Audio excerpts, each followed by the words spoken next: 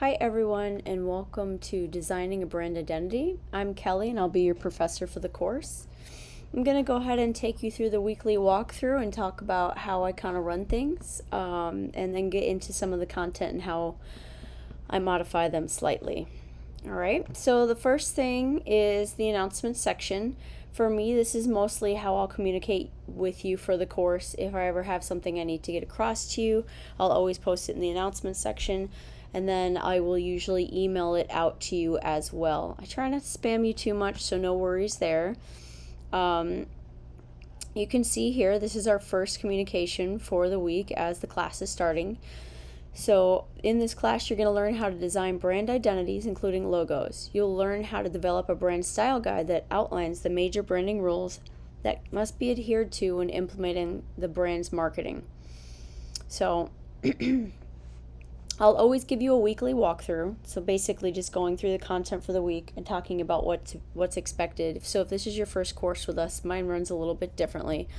I also gave you a bonus video this week on Gestalt principles because one of the assignments talks about some of those things that's building upon another class that you should have had before this one, and it's just a great little like bonus learning thing. Okay.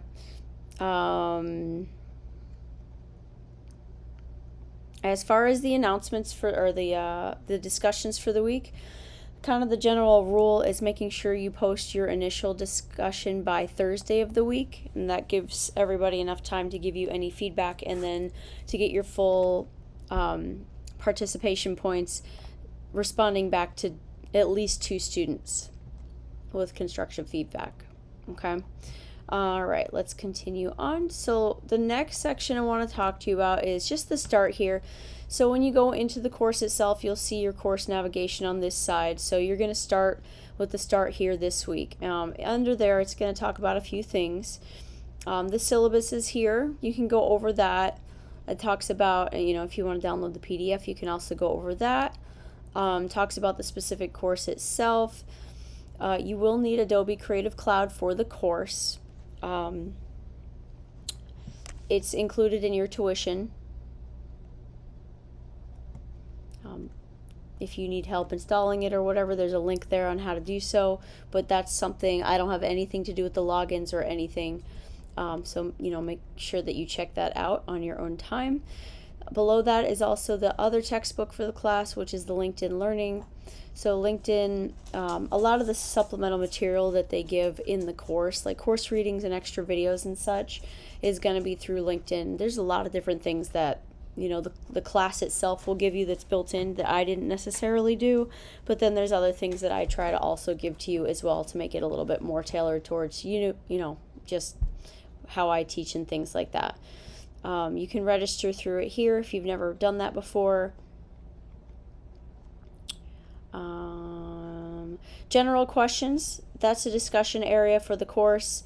If you click on that, it'll take you there and you can ask questions like, hey, I'm not sure how to turn in my work, or I did this on my assignment, did anyone else have problems with like this pinch point?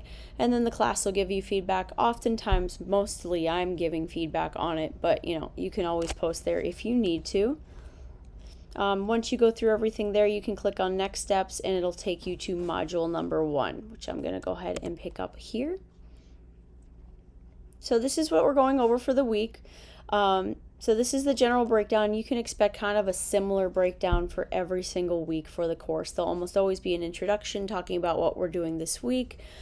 Resources, those are going to be all your course readings, any external links. So we're going to go over the resources first. So you want to always go over your resources before you tackle any of the information. You don't want to do discussions. You don't want to do any of the assignments before you go through all of the resources, because these are your course readings. So this is what's going to help you prepare or gain the knowledge that you need to succeed in those assignments. Okay. So this week we're going over branding and logos for businesses. It talks about various examples that explains how strong brands are created, and these resources are going to help you complete the model assignments. Okay, so here the textbook is there. It will take you to the Shapiro Library link where you can log in, and specifically this week you're going over chapters 1, 2, and 6. You can download the PDF option if you want. So in chapter 1, you're going to be reading what is a brand, maintaining beloved brand status, and going over the case scenario, and you can read the rest of those for the chapters. But this is specifically what you'll need for this week. Okay.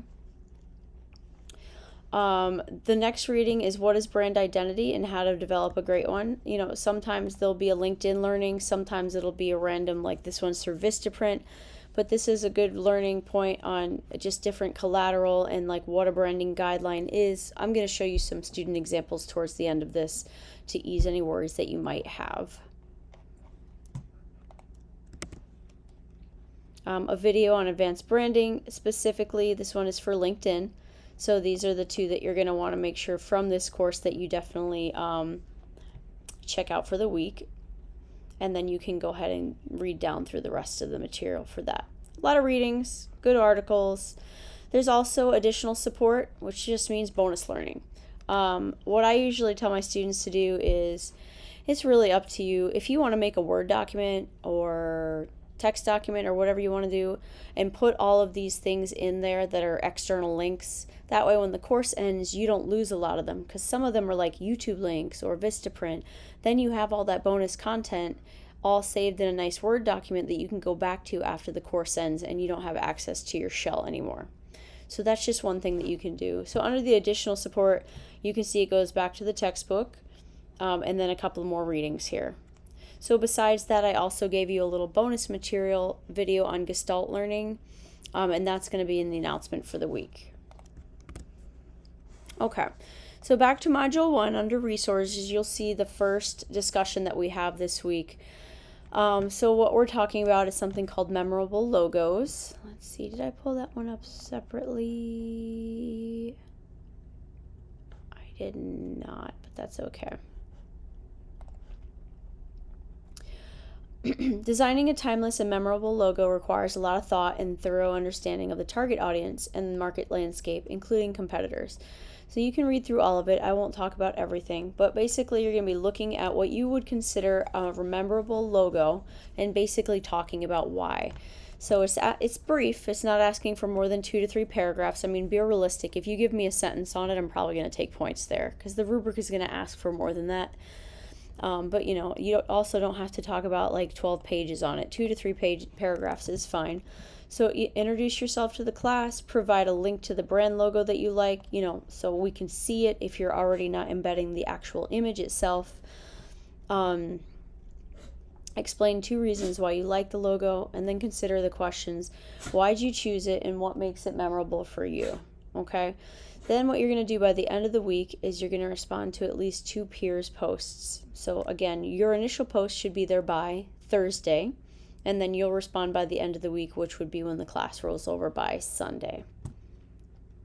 Okay?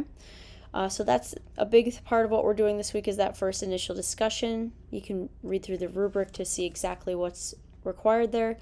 Then there's a couple of things that are non-graded. 1.2 technology check. You want to make sure you have the software. You want to make sure you set up your LinkedIn Learning, a OneDrive account so you can share work if you need to, and all of that stuff is here on how to do so. Okay, and then the project for the week is the 1-3 activity, the visual market research. I'm going to talk about this and talk about some things that I changed, you know, for my students to make it a little bit more tailored for you. I already have this pulled up. So this is a writing assignment. Again, I won't go through everything. I'll just go through the things that I think you need to know about it specifically from me. So visual market research refers to collecting and analyzing information related to competing companies' visual brandings. Some of the general aesthetics, the use of design elements, specifically color and typography, design principles, and logo design. So what you'll do is you'll select one client from the client briefs linked in the supporting materials section. If you scroll down, you'll see client briefs is there. I think I already have that downloaded for you guys. Do teach at a bunch of colleges. So you'll see some other stuff there, and we'll talk about this in just a second. So these are the things that you're going to go over. You're going to analyze them, touch on all of these points, describe the relationship between your visual market research and the attributes, and explain the importance of visual market research in graphic design. Review that and go over all that information in your own time. You're going to submit it in a 2 to 3 page Microsoft Word document with double spacing 12 point times. I'm not super strict on it. But if it's like 20 point type and looks really bad and you used a bad font, just stuff to be aware of. All right. So it says that you need to use the client briefs for this assignment. This is where I change up the course a bit. You can do whatever you want as far as the company. It has to be a real company. It can't be something that's like you made it up, because you're going to need to have client research and stuff for it. So for example, the first client here is a gaming company, and this is what you're going to be doing for the rest of the semester. I change it up a little bit. So the first business name is called Racer X, and it's for gaming. The mission is a gaming company focused on providing family-friendly, accessible games for people of all ages and abilities. Racer X, founded by Justin Racer in 2020, is headquartered in San Francisco, and you can read through all of these. Sorry, I am incorrect on that. This is a brand that you will be making up. So this gamer company is Racer X. Then there's another one called Blaze, which is a social media company, and you can see all the information in here. And then Beats Fest, which is a music streaming company. You can see all the information in here. So these are provided from, I call it SNU, like the college acronym. If you want to do one of these, honestly, it's easier because all your research information is already here for you. You already have the name, you already have the logo and the mission about the company and so forth. And then the next step after the research is going to be creating some logos for Racer X. Okay, and that's when you're going to get to rebranding this company from scratch. But if you rather do a company that you want to make up, you also can do that. So for example, if you want to come up with your own business name, but then you have to have all the supporting information that you also have to either just track down or make up. So about the company, the personality of it, your target market, all of this stuff you would be writing on your own if you choose to do that. All right, but this way you don't all have the exact same project if you don't want it. That's your choice. Okay? We've gone through everything there. The one for reviewing project, this is where I'm just going to show you some of the student work already done. So if you click on that, you can review the project details. This is just showing you what's to come in the course. So these are what we're doing. We're going to be doing the guideline. This is basically the course project. The first one talking about the logos and the sketches, and then moving towards the digital logos, and then moving towards the actual style guide itself. I'm just going to show you student samples of it instead of reading through all that stuff. Okay, so this goes to the textbook if you haven't looked at it yet. This is the course project, as I've mentioned. So in the course project, you'll be developing elements for a brand identity experience. So we'll start with a logo, and then we'll move towards a style guide. So these are some of the projects that you can look at that have been done by other students. If you go to Behance, I'm sure you've seen it before. If you're a design major, you can just Google like Racer X, Blaze Social, and then Beats Fest, and you'll find all kinds of student samples there. I'm just going to go over like one of each just to show you what students have done. You can see this person did the Racer X. So this is the final application of it. This is the style guide. The style guide would be the book that you give out to anyone using your logo so they know how they can use it.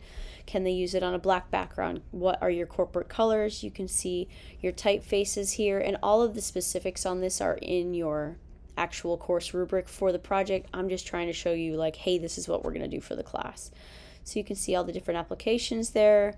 Then they have the vision, the values, how different variations of the logo on white and black, corporate colors. And you can see this one's like only like 6 pages. This one is for Blaze. By me, there's a company called Blaze Pizza. I don't know if it's a national change, so that's the first thing I thought of. So you can see this is their style guide. Pretty recent. So corporate colors and typeface, secondary typeface, all versions of the logo, white, black, and a black and white option. How you would see it on an envelope or an app, and then certain things that you might see in their social media graphics. Some will be more complicated than others. The big thing is as long as you're hitting those minimum requirements. And then lastly is Beats Fest. I think this was actually one of my favorites because it's so different. So they use their own stock photos. You can get them wherever you want. Obviously, you don't have to pay for them, but I believe the student used Adobe Stock. Beats Fest brand style. You can see the table of contents. Hers was a little bit more detailed. Definitely not knocking that. That's the way to go for the most part. All the copy was pulled from the corporate briefs so that they didn't have to write it. But again, for me, if you want to do your own, you can either pull it from a competitor and reword it, or we could work together on it. History, mission, personality of the brand. So this is the logo they came up with. Different logos in black and white. How you need to have it with contrast, clear space, and scale. And you can kind of see where I'm going with this. I mean, you can look up like logo usage guidelines, Coca-Cola, and you'll find a branding book for Coca-Cola. Like there, if you just search all of the branding usages for major brands, you will eventually find a PDF of their stuff or find it on their landing page of their website. So there's all kinds of resources. You just have to look for them. Okay. So that's all I have for the week. Expect this from me every week just so you know what's going on. And I look forward to working with all of you.